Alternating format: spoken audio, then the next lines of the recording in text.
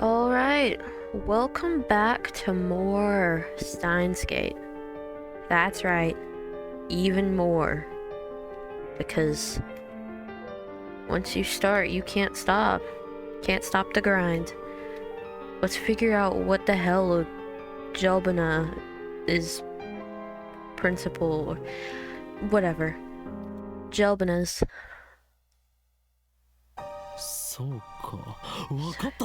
He's got it. He knows why. I turn to the whiteboard and write freezing in the middle. Then I crossed out and slapped the board with my hand. What we thought was a freezing function is actually something else. Time travel. Time travel. I don't know why the hell the bananas do. I guess before they're fully ripe, but I don't think I've ever seen a banana do that before it's ripe. It makes sense with the ice, but not the bananas. A bold statement, if I do say so myself. So why isn't anyone surprised that you guys created time travel? Why is no one surprised that you created something that people have only theorized about? Now's the time to shout. What? You say? Come on, don't be shy. The reactions are pathetically weak. Mary probably didn't even understand half of what I said. We already knew that. Oh. The problem is, we don't know what it is doing, or why it's doing it. If it's the opposite of freezing, then couldn't it be thawing them? What a silly question, Mary. What you're describing is just a normal microwave. Then, what is it? We don't know, and that's the problem. Guys, hear me out. Time travel. He's right. To be honest, I haven't a clue. Wait, what? I thought we were on the same page, pal. In any case, there's nothing we can do about it now. Time for Daru and I to head to Daibiru. Is that your college? A skyscraper with offices and commerce center that opened alongside UPX in 2003, connected to UPX by overpass. Understood. Not college? There's going to be a seminar at ATF, and we have to be there. It's part of our studies at Tokyo Denki University. I see. Short for Akihabara Techno Forum, a meeting hall located inside Daibiru. Several universities and research institutions hold special seminars here. Okay. Summer credits, basically. We have to attend the seminar and write a report. Boring. Come to think of it, what's today's seminar about again? Time travel. I looked it up before the summer holiday began. I should have written it down. Behind me is the large, unidentified object that crashed into a building near Akihabara Station. The building is under police barricade. No one is allowed to approach, but from a distance, the object appears to be some kind of satellite. As we cross the overpass that connects UPX and Daibiru, I look down to see a huge crowd of people moving through the plaza. There are even some garishly dressed young men and women, the sort you don't usually see around Akiba. Everyone is walking towards the main Shiryu, which is still cordoned off. Daru, aren't you going to check out Radican?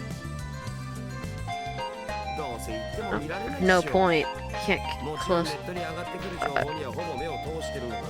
I've been following the news online though. There's already 100 threads about it on @channel. It's huge, man.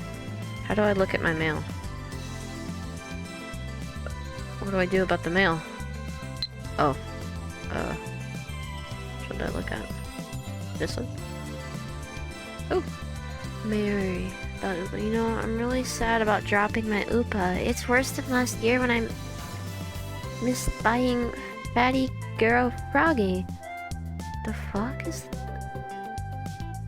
Okay. How do I don't know what to press to get out of here. Okay, this one. What's this? Oh! Is this a code? If it... Is this a code? Or is that just a font? I think it's just the H and the K is being weird. The letters are close together. Unless there's a code here I'm supposed to decipher. I'm not that intelligent. Is this one of those games where I have to write stuff down? I had to do it for Zero Escape, but I wasn't intending for this one to be one of those. How do I get out of the phone? Backspace. I think I just asked that. Okay. Oh, I can... That's right, I'm from last year, right? I thought you weren't interested. Yeah. Okay, I'm figuring out these controls. Haha. Nielsen. So... I don't think I can respond to this one, can I? Okay. Change... Oh. Oh, I can change my wall... Oh, green. No, I want my wallpaper to be green. I'm getting all the notifications. Phone ringtone?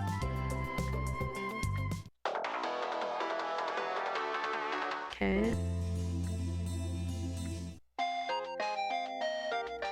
Sorry, don't mind me, Daro. I'm just customizing my phone while talking to you.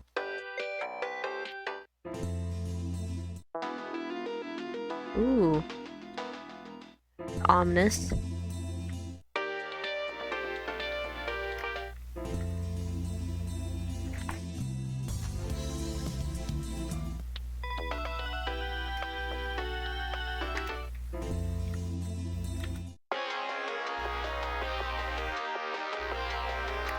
Okay, I think I'm gonna set this one as... Okay, male ringtone. Oh. I'll keep this one. Oh, my wallpaper didn't change.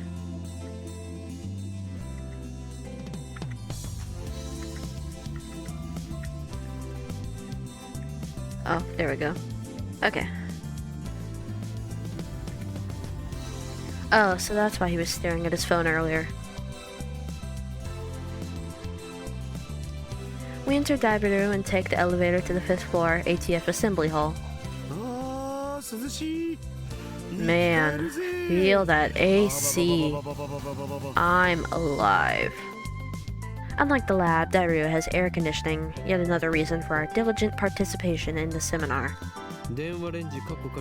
About the phone wave name subject to change, I might have found our answer. You know that name subject to change thing is really annoying. I won't give in that easily. Even if no other lab members use name subject to change, I will carry on until the day we decide its true name. Now's not the time. Yes, now's not the time. Never will be the time to argue. So, what's your latest ridiculous theory? What do you mean, ridiculous? My genius brain considers every possibility, even those of a lesser mind would say break the laws of nature. Don't you dare call that ridiculous. So, basically, you're just pulling stuff out of your ass. You can't call that science. Hell yes I can. Daru, I have a hunch that the phone wave, name subject to change, may be the key to opening Steins Gate. How's that? Steins what? You lost me back at ridiculous, man. These plebeians. A chime signals our arrival on the 5th floor. The elevator doors open slowly. As we step out of the elevator... Ah! I bump into someone. I quickly grabbed a person's shoulder to keep them from falling. I'm sorry.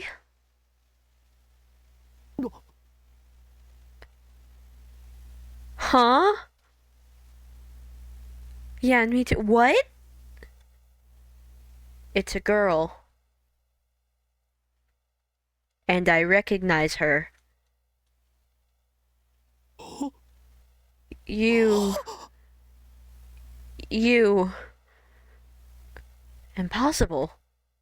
Chills run down my spine. I stare at her face in disbelief. I saw this girl just 3 hours ago. Why are you grabbing onto her like that? Let go. Makine Kurisu. Is there something wrong? Kurisu frowns and tries to back away, but I don't let go of her shoulder. No, ease up, pal. My grip tightens. Ow! You should be dead. Why are you here? And you're even... There is the single blood stain on her clothes. And they're the same ones she was wearing when I found her. Only a serious wound could have produced that much blood. Yet as far as I can tell, she's completely uninjured. Not a scratch. Hey! That hurts! Let me go! Kick his ass. Kurisu pushes me away. Then she shoots me a wary glare. I realize that I'm gaping in disbelief. What's wrong with you? You're okay? But that's impossible. Someone stabbed you. I saw you lying in a pool of blood. That again? Dario interrupts. Wait, there's something strange about what he just said. What do you mean? Again? I mean, you sent me that email like a week ago, right? I sent you an email? What's going on? Don't be ridiculous. I saw her dead just 3 hours ago. Hey, could you not talk about me like that? I'm perfectly fine. You know, that message was kinda weird. It was dated a week after I got it, which means it came from the future. Huh. It came from the future? That sounds like something you'd read on the internet, Daru. It's rare for you to talk about ridiculous theories. No. The date was definitely a week later. It came from, the 28th. Wait, that's today. Daru pulls out his phone and shows it to me. He's right. The email was sent from my phone. He received it on July 21st at 12:56. I like how Daru has him as Okurin too. Nobody's calling this guy Hyonin Kyoma. But it was sent on July 28th at 12:54. It was split into 3 mails. Someone stabbed Makine Kurisu. Don't. Why did I send such a short message in 3 parts? And it looks like the 3rd email got cut off. I do recognize the content though. This is the email I sent you 3 hours ago. But I sent 1 mail, not 3. And there should be more text. Did Daru really get this a week ago? Interesting. Suddenly Kurisu's standing next to me, peering intently at the screen of Daru's phone. Oh, right, the email's not important. Well, maybe it is, but not right now. The real question is, why is she still alive? Is she an illusion? No, an evil spirit? Am I haunted? I don't believe in such unscientific drivel. I am a mad scientist. Oh, personal space. Don't touch her! I timidly reach out to Kurisu's face.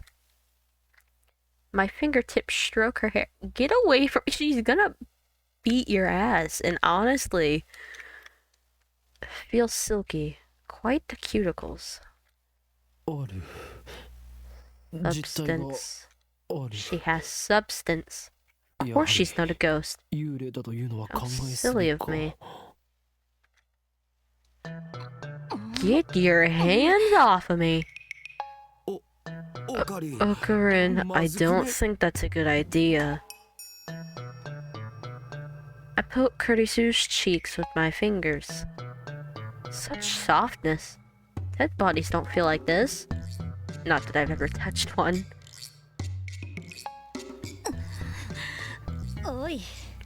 Hey. Wait a minute, we already touched when I bumped into her coming out of the elevator.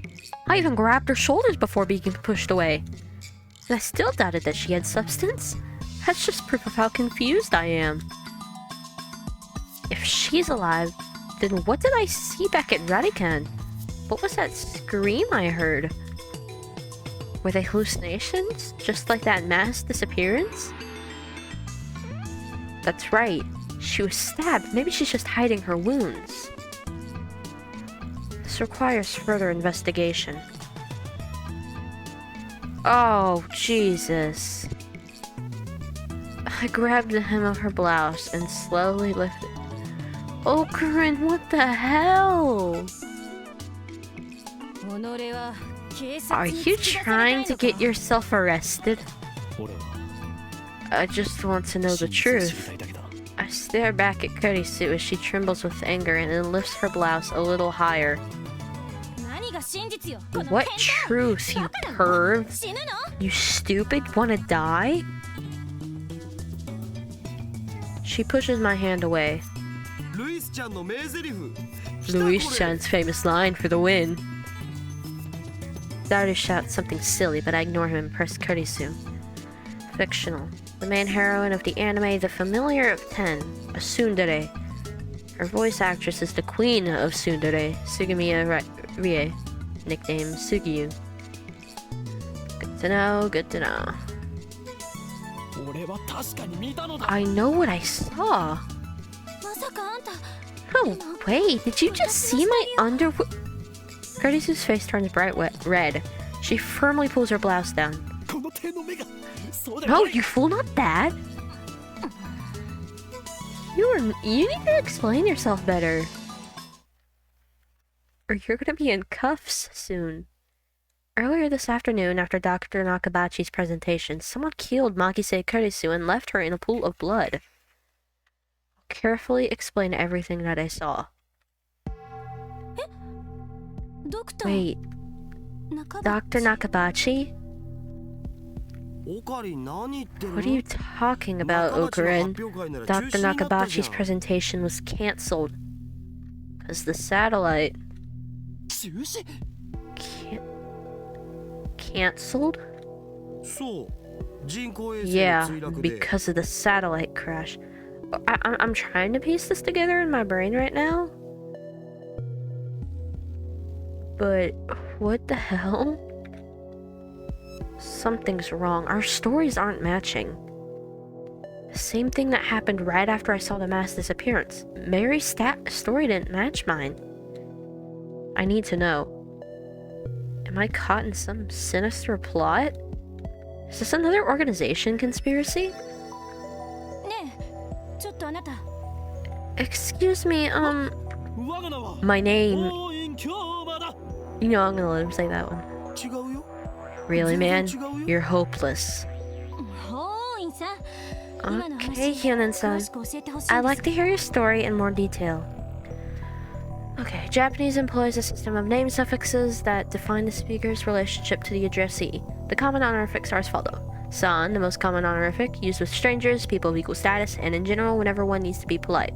When used after the given name, Kyoma-san, it indicates a close relationship. Okay.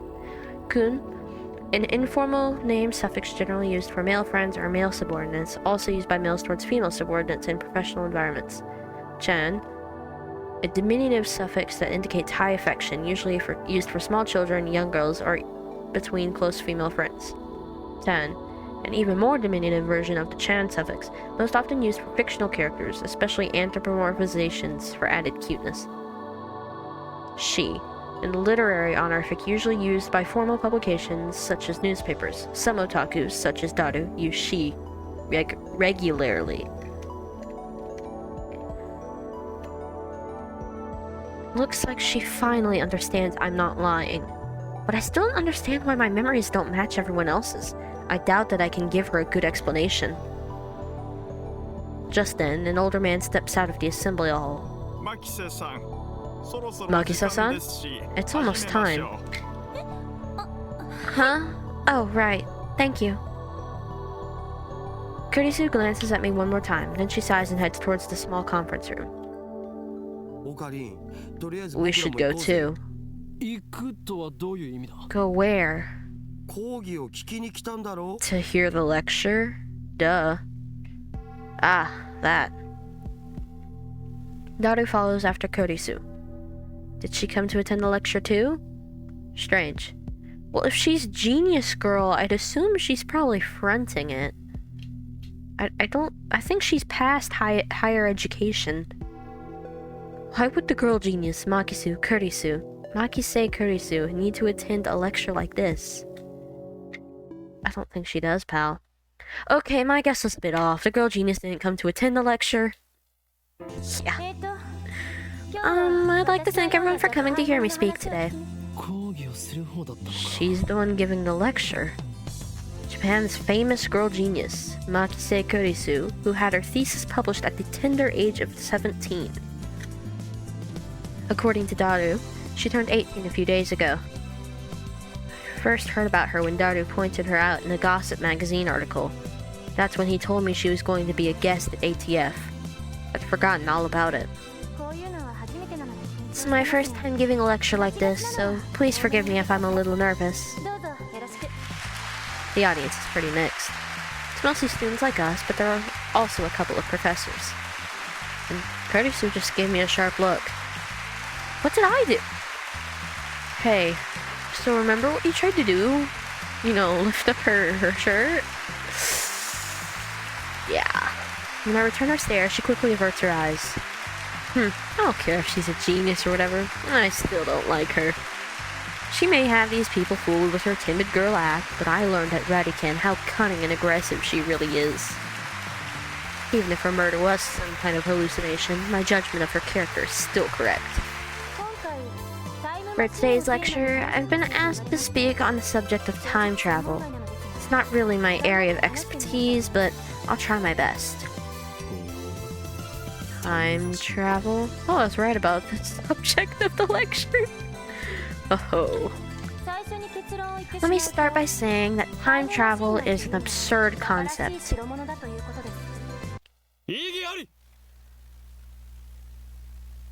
So what if I just quit the game right now? What if I just stopped?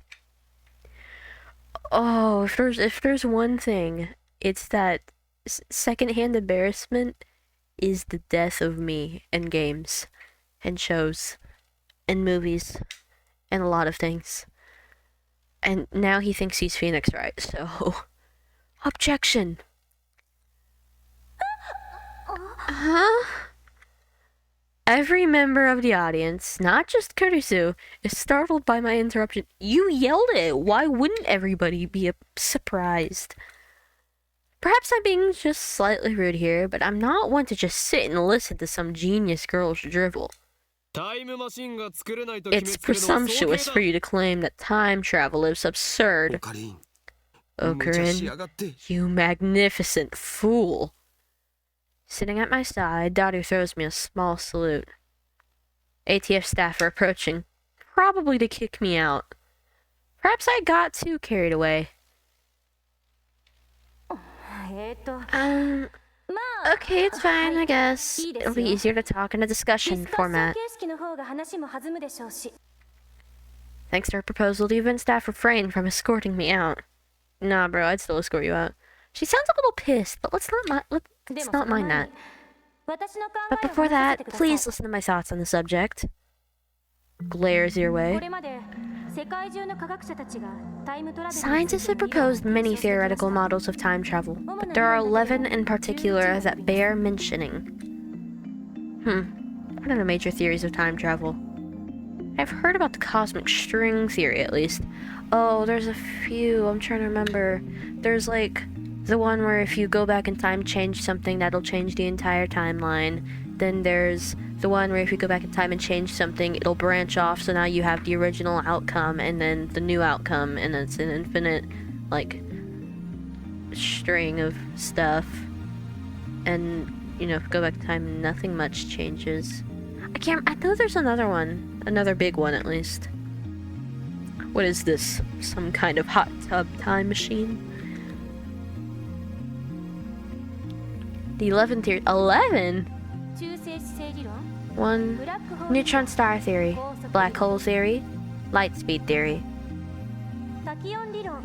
Tachyon theory. Wormhole theory. Exotic matter theory. Cosmic string theory. Quantum gravity theory. Cesium laser theory.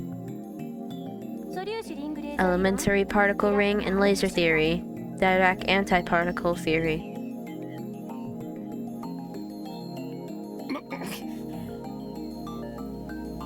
What are you so upset about? Not bad. Perhaps Makine Kurisu is a worthy rival after all. However, all these models are purely theoretical. Some of them even contradict each other. Oh my god, this guy. Well, what if someone comes up with a 12th model? Microwave theory. High fives, high fives. Huh? Right, well... Yeah, no, just ignore him. It could be contradicted by the 13th model now, couldn't it? Damn, she twisted my question and used it against me. Touché, genius girl. Suddenly, I feel eyes on me. Why wouldn't they be on you? You're insane. Some puffed up professors are giving me hard looks from across the room. Maybe I got too carried away. I don't want to risk losing my credits. I should back off for now. By the way, time travel to the future is available to us right now, according to Einstein's special theory of relativity. I don't want to read this. Okay. Theory of relativity refers to both Einstein's special theory of relativity published in 1905 and his general theory of relativity published in 1916, represented by the famous equation E equals mc squared. The special theory of relativity is defined by the following axioms. Objects cannot travel faster than the speed of light. As velocity approaches the speed of light, the passage of time approaches zero. As velocity approaches the speed of light, length approaches zero. As velocity approaches the speed of light, mass approaches infinity. The general theory of relativity adds the following axioms.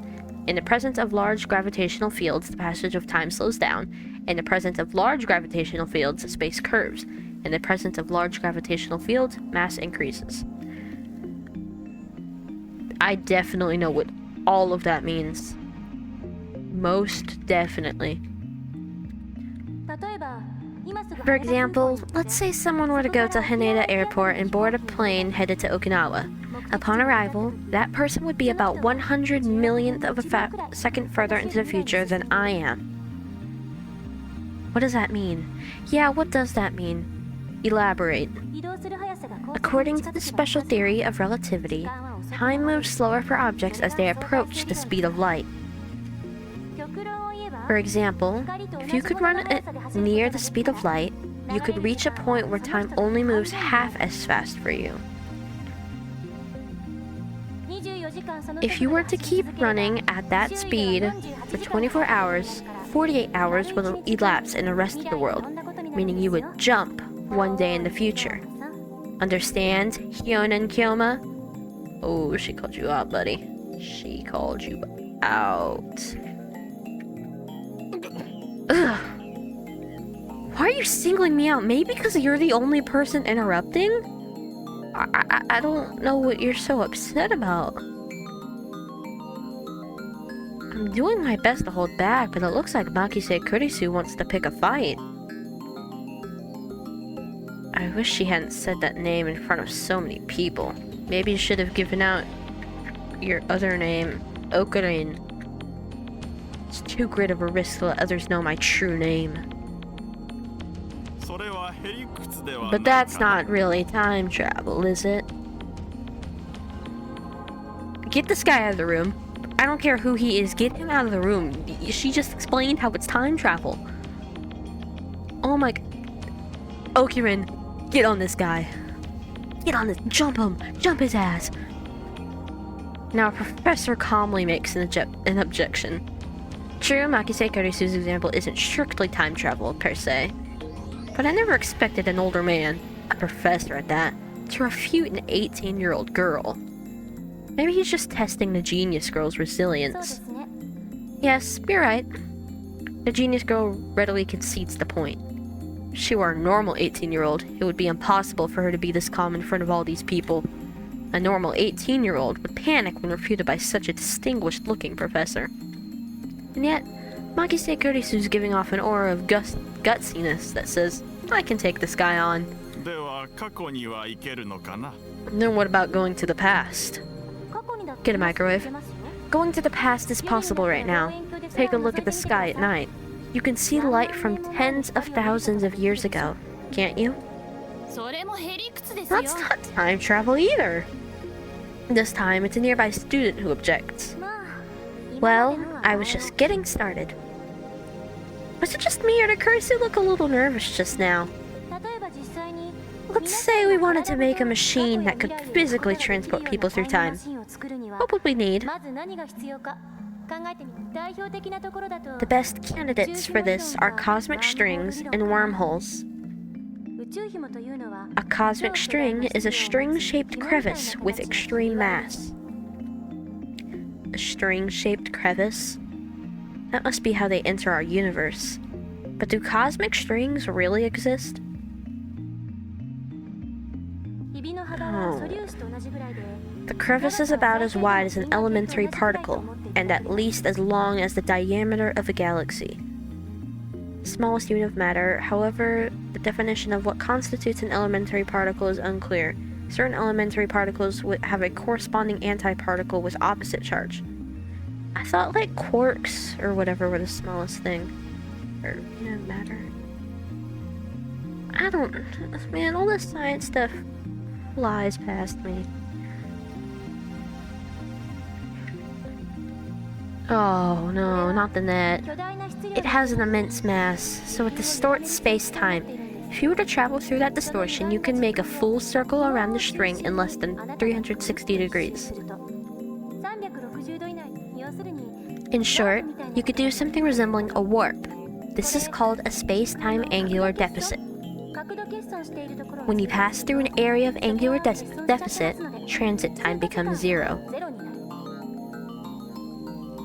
Sure, because that makes sense to me.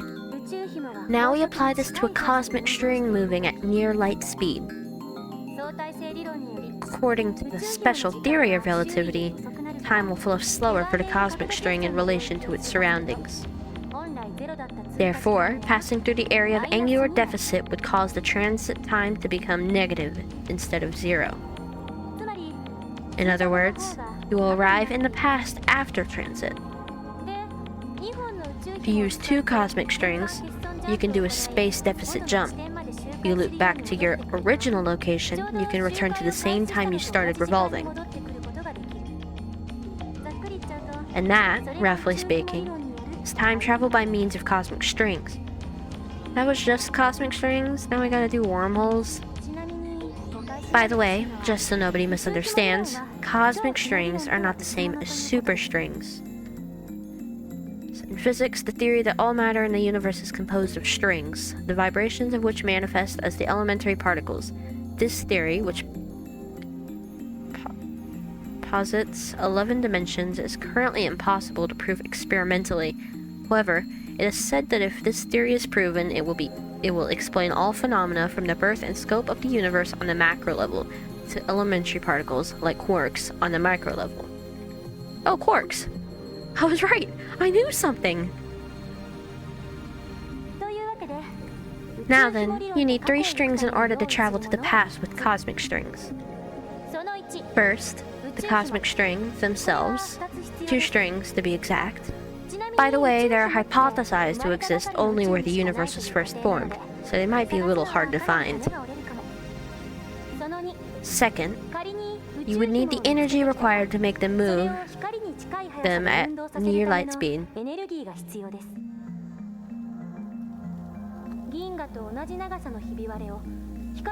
How much energy do you think you need to accelerate something as long as the Milky Way to near the speed of light? I'm pretty sure it's a little more than 1.21 gigawatts. Back to the Future originates from a 1980s trilogy of Hollywood movies about time machines and time paradoxes. In the first movie, the inventor of the time machine said that it needed 1.21 gigawatts power to travel through time. In reality, the unit gigawatt does not exist. The scriptwriter made a spelling mistake. The correct unit is gigawatt. This earns a few chuckles from the audience. Third, you need a spaceship capable of reaching these cosmic strings and returning with the time travel alive, of course. What do you think, Hyonen-san? Care to take on the challenge of cosmic string time travel? Look what you've done! Don't make a fool of yourself in front of everyone. Like that's even possible. Why the hell is she addressing me? I wasn't even the one who jeered this time. Looks like Hyonen-san doesn't want to take the challenge. Wrong! I want it! In that case, let's consider wormholes. They may be a little more realistic than cosmic strings. By the way, Hyonen-san, do you know what wormholes are? No, don't ask me. I'm trying to hold back here. Since I've been challenged, though, I can't leave the question unanswered. It's like a shortcut through space. Right? No, you idiot. Oh, okay, I'll give him that. Yes, that's correct. Whew, I got it right. I sigh inwardly in relief. But you're still wrong.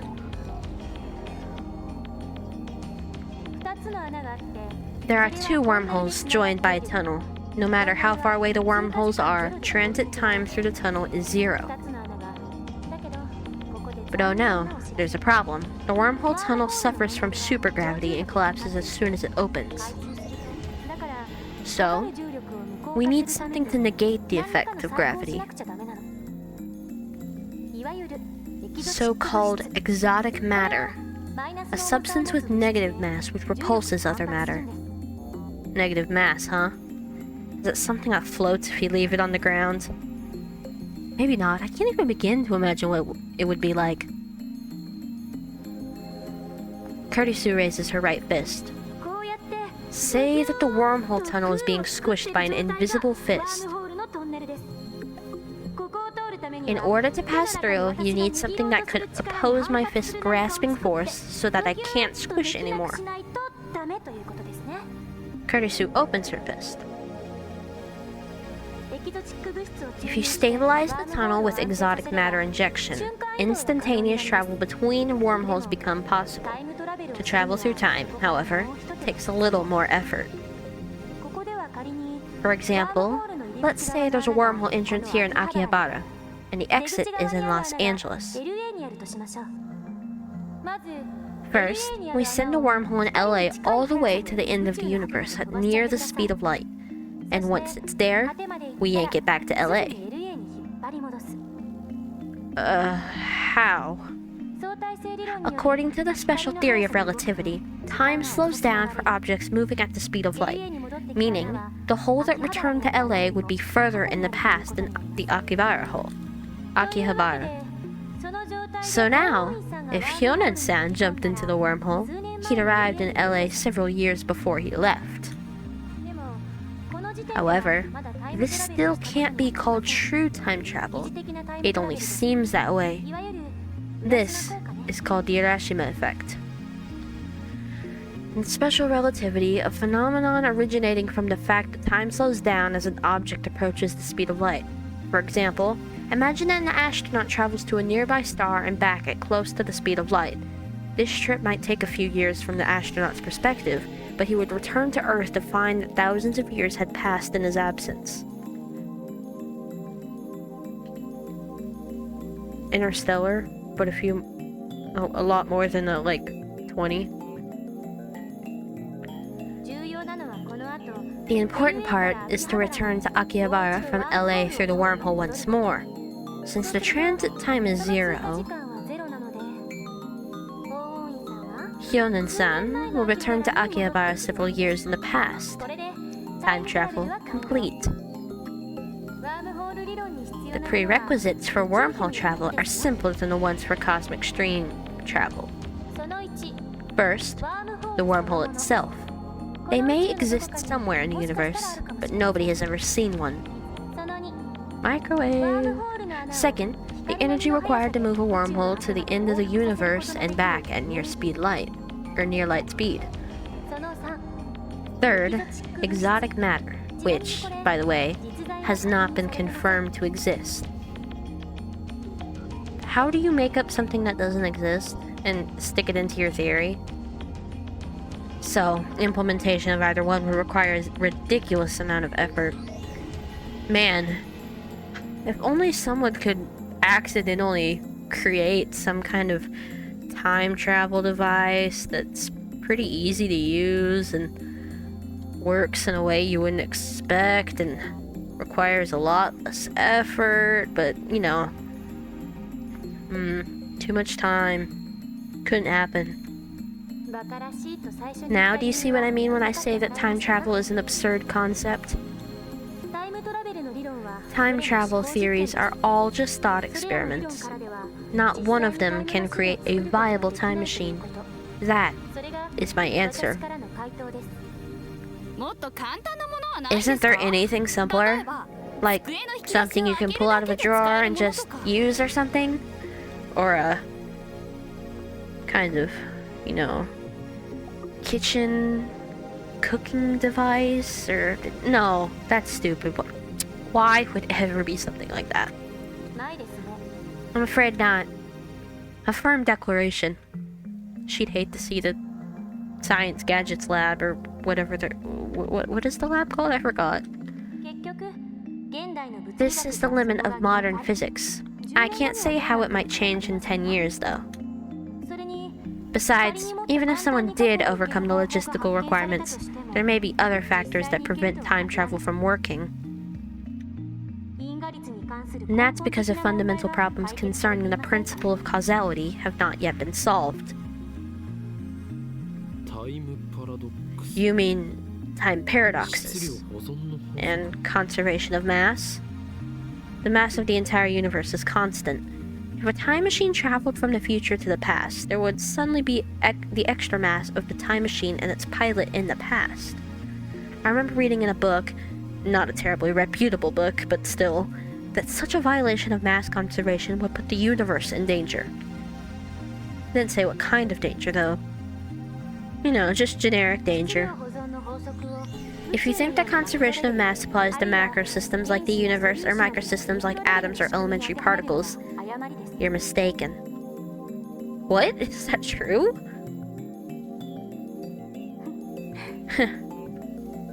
She's laughing at my reaction. That little... God, how mortifying. You're the one speaking out. This is your fault. I know I said I wanted him to get humbled, but I'm getting really embarrassed at the fact that he's getting humbled. Conservation of mass only applies to chemical reactions. It doesn't hold in modern physics at all. Yeah, I learned that in chemistry. Ugh, chemistry. Something can come from nothing.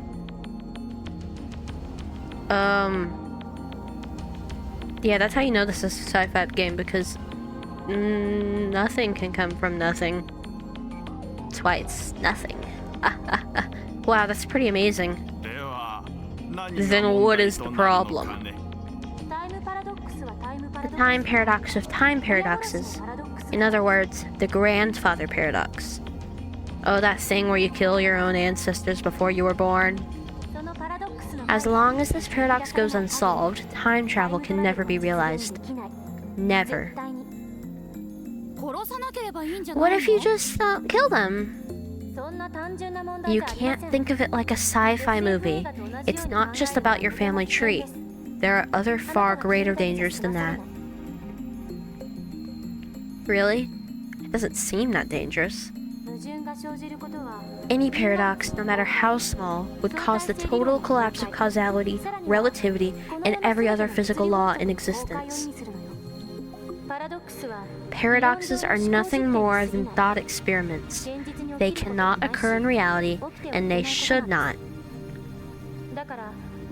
Nothing that is even a 0.00001 chance of causing a paradox can happen. The universe wouldn't allow it. Wouldn't you say this is the logical conclusion?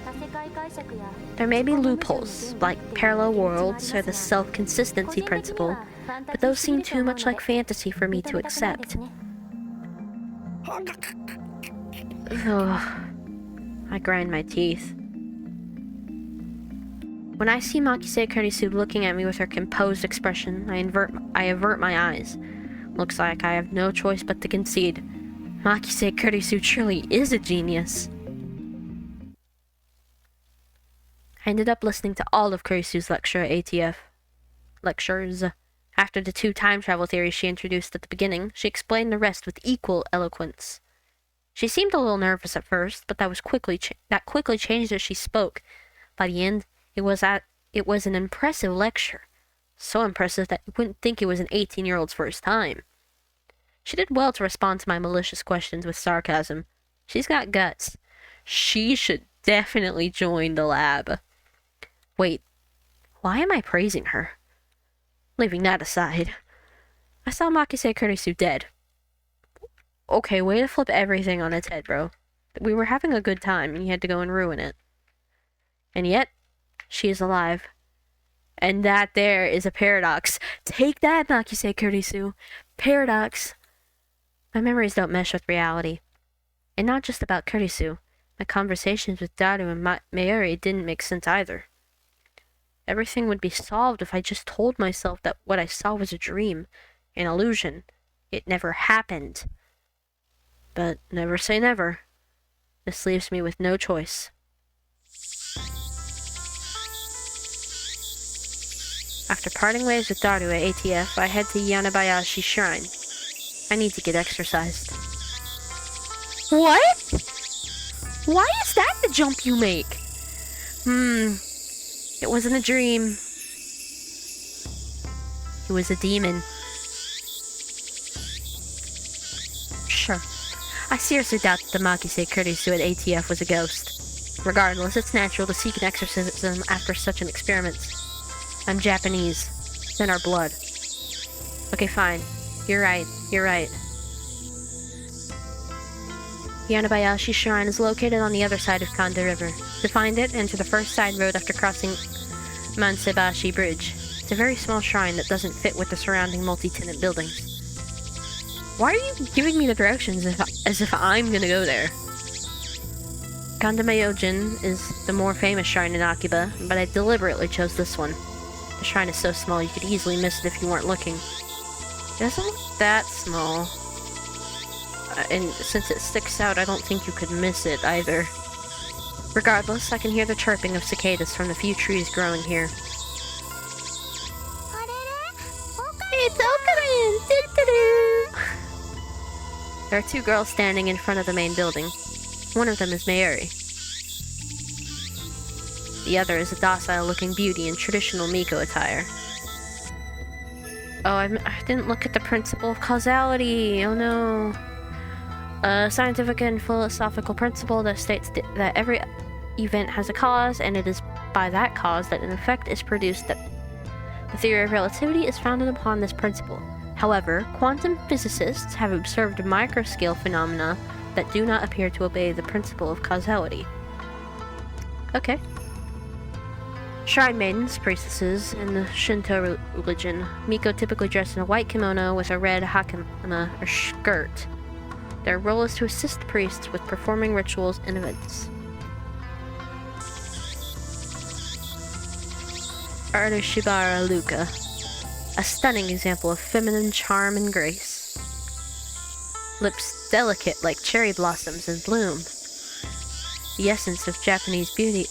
Okay, you're kind of trying to really pound this in. You got a crush? The chief priest's son.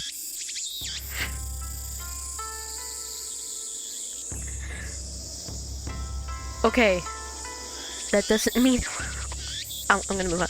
That's right, son. Lovely in every way, but he's a guy.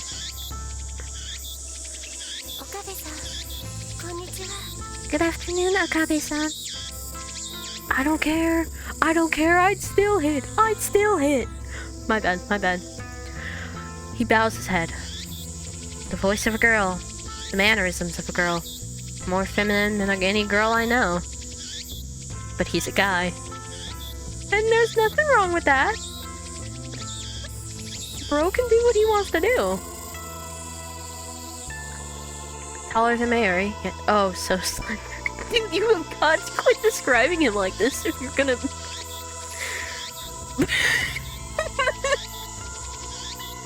But he's a guy. Do it again. Looks stunning in Miko robes. Wait. I'm gonna predict your next sentence. But he's a guy. Wait, give me one more. Holding a bamboo broom. Apparently in the middle of cleaning.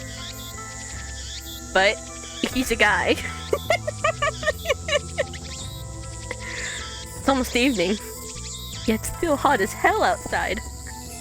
But he's a guy. Damn cicadas won't shut up. But he's a guy. No, give me one more. Lukako, that blade I gave you. What happened to it? These cicadas are so loud. Are they right next to us? He's a friend of mine. I call him Lukako. Lukako. We met him when I rescued him from some aggressive photographers in Akiba's pedestrian heaven. Some neighborhoods of Tokyo, such as Akihabara, close major streets on busy shopping days. This effectively turns the street to one big sidewalk, facilitating pedestrian access. That's what my, neighborhood did for Halloween. My street is a pretty... not the street I live on, but the street I lived off of. It, every Halloween, they close it off so families can walk up and down, because it's probably the most popular part of the city that, you know. It also so happens that Lukako and Mayuri are classmates. I learned that fact after I'd gotten to know him. Lukako is taken aback by my sharp question. He starts fidgeting with a flushed face and tears in his eyes. You mean... Demon Sword Samidare? Correct. I bought it for you so you could learn to control your power. Huh? Oh yeah, you bought it at Bladeworks, right? I think you said it cost 980... Is he gonna say, shut up! Don't say how much it was, I'm embarrassed, it was cheap. One of the several stores in Akihabara that sell replica weapons. Items include Japanese Sengoku period swords, European middle-aged swords, and knight armor. I'd go there. Don't say another word anymore and they will come to silence you. They? Are we on the organization again? They're gonna silence me? Thanks for worrying about me, Okarin. Who are they? I feel like she just puts up with him half the time. I ignore Mary's question. So, Lukako, are you making sure to practice with Samidare like I told you? Yes, I do practice. Swings once a day. As long as you carry it and master the Seishin Zanma School of Swordsmanship, you can prevent the dark flame inside you from consuming your soul. Demon Sword Samidare may be an imitation sword, but that is the only form it takes to hide from the world. When one worthy to wield it appears, it unleashes its true power. And if it was on sale for only 980 yen, tax included. Naturally, naturally. Thank you, Okabe-san. It was a wonderful present. My name isn't Okabe. It's Yonen Kyoma. It's Okarin! I'm sorry, Kyoma-san. Oh, buddy. As long as you understand. Now speak the words. Sorry. Kangaroo? No, not kangaroo, kangaroo! Yes. L-Sai. Kangaroo. Did I get it right? Lukako smiles happily as I nod. Thank you. Such a lovely smile. But he's a guy. Oh god. Oh.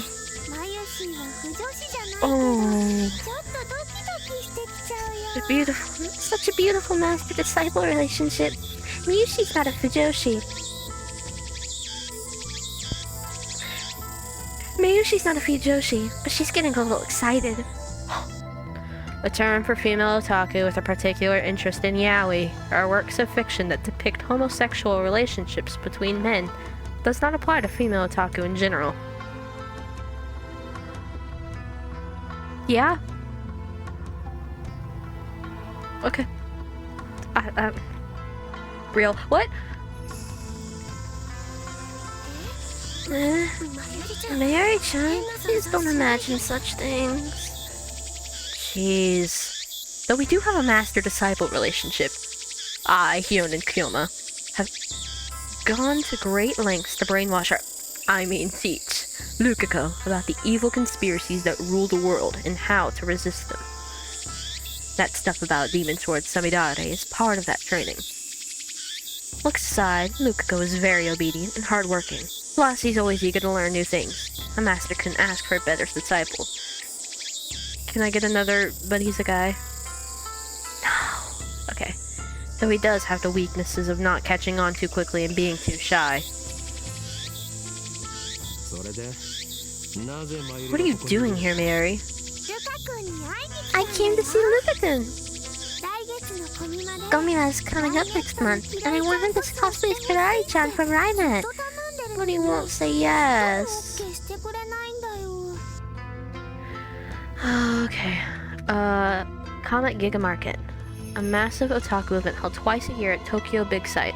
Every Komima, thousands of artists gather to sell their creations, which range from erotic manga based on popular anime to original figures, music, and games. The next Kamima will be held on August 15th. The heroine of Rainet Kakeru. Her full name is Nishimura Kirari. She is a smart and athletic girl in 5th grade. She is also cute and has a good personality. Basically the perfect girl. Passionate about fashion, hates mushrooms. Hates mushrooms? I love mushrooms, if I'm being real. I love mushrooms. They are so good. But cosplaying, that's just too embarrassing for me. But I'm sure you look great in it. The phrase "someone this cute can't be a girl" is really popular, you know? Come on, make your cosplay debut! It is an unwritten rule to use this phrase whenever you see someone who looks like a cute girl but is either of unspecified gender or actually a boy. This expression is also used sarcastically with boyish-looking girls. Mary's hobby is making costumes. She's made at least 30 so far, but it's rare for her to wear one herself. Instead, she seems to get her kicks from seeing other people wear them. And it looks like she's chosen Lukako as her next target. Naturally, the costume Mary is currently raving about is not for a female character. Normally, I would understand why a man wouldn't want to dress like a girl. But come on, Lukako has no problem wearing Miko robes. Why should cosplay be any different? But whatever. I have business to take care of. Save the trivial stuff for later. Huh? But it's really important to Mayushi. And it's trivial to me. Anyway, Lukako, there's a good reason for my being here today. I need you to perform an exorcism.